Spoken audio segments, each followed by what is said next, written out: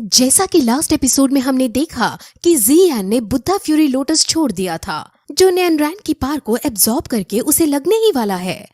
अब वहाँ बहुत बड़ा धमाका होने वाला है, इसलिए आसपास बैठे सभी लोग जो इस फाइट को देख रहे हैं वो अपने आसपास शील्ड इकट्ठा करने लगते हैं। और अब धमाका होने ही वाला होता है कि तभी हम जियान के पिता जिहान को देखते हैं, जो घोड़े पर बैठकर सफर कर रहे थे।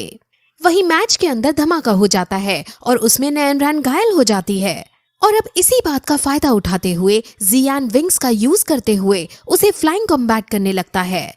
अब एयर कॉम्बैट में नैनरैन इतनी ताकतवर नहीं है जितना जियान है, इसीलिए अब यूनसेक के एम्परर को भी पता चल जाता है कि अब जीत किसकी होने वाली है। उसे डर भी लगने लगता है कि वो अब अपनी इज्जत कैसे बचाएगा।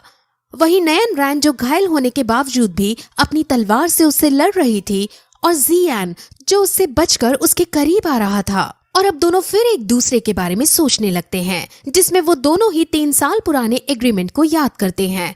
और नैनरैन समझ जाती है कि ये जियान मुझसे बदला ले रहा है और अब ये मुझे हरा कर ही रहेगा। उसे अपने ऊपर पछतावा भी होता है और गिल्टी महसूस करने लगती है। लेकिन फिर जियान भी सोचता है कि इसमें तुम्हारी कोई मिस्टेक नहीं है, ये तुम्हारी एक गलत चॉइस थी जिसकी वजह से हम दोनों को इन 3 सालों में इतना कुछ सहना पड़ा। ये मेरा बदला नहीं है, बल्कि मेरे 3 साल की तपस्या का फल है जो मुझे आज मिलने वाला है। अब नैनरैन ये भी सोचती है कि अगर अब मैं हार गई तो मुझे इसका दास यानी गुलाम बनना पड़ेगा। लेकिन जियान कहता है कि मुझे इसमें कोई इंटरेस्ट नहीं है।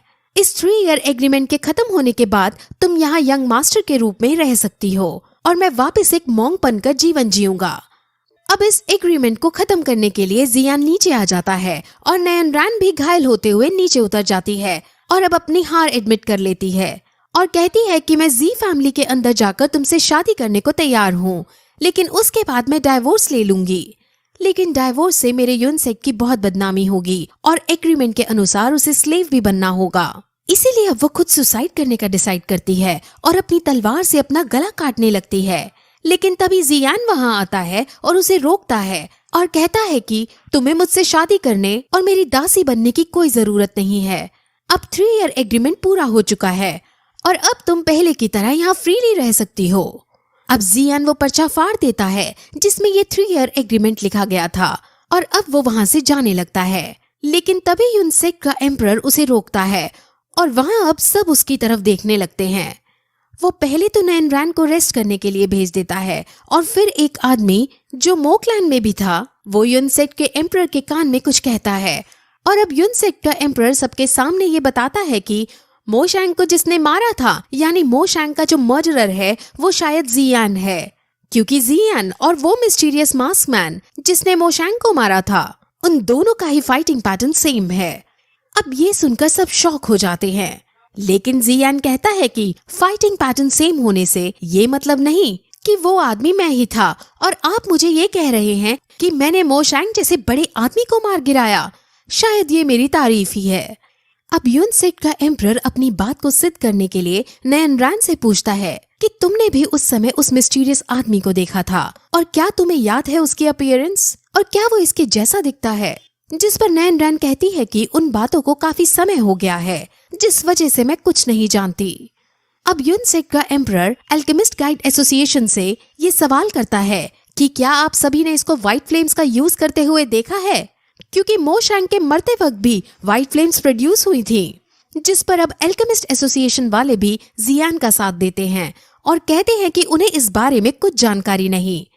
अब क्योंकि यूनसेक का एम्परर कुछ सिद्ध नहीं कर पा रहा था, इसलिए जियान वहां से जाने लगता है। और यूनसेक के एम्परर के रोकने के बाद भी जब वो नहीं रुकता तो वो अपने आदमियों को उसे पकड़ने के लिए भेज देता है और उसके आदमी उसे पकड़ने जाने लगते हैं। लेकिन जियान आसानी से उन सबको मार गिराता है। अब यूनसेक के एम्परर को गुस्सा आ जाता है और वो सबसे 3 ताकतवर योद्धा को उनसे लड़ने को भेजता है। उनकी एयर कॉम्बैट चलती है जिसमें पहले तो जियान वहां से भागने में कामयाब सा हो रहा होता है, लेकिन तभी वो तीनों आसपास शील्ड प्रोड्यूस करके उसे एक प्रिजन में फंसा देते हैं। जियान बहुत कोशिश करता है कि वो वहां से निकल पाए, लेकिन उसकी हर कोशिश बेकार हो जाती है और अब वो दुखी होकर वहीं खड़ा हो जाता है। उसके चाहने वाले यहाँ तक कि नैनरैन भी दुखी हो रही होती हैं, लेकिन तभी वहाँ आसपास बर्फ जमने लगती है और वो तीनों योद्धा बर्फ में पूरी तरह जम जाते हैं और आइस एम्परर उसको बचाने के लिए उसके पास आ जाता है। और यही इस पॉइंट पर ये एपिसोड यही खत्म हो जाता है।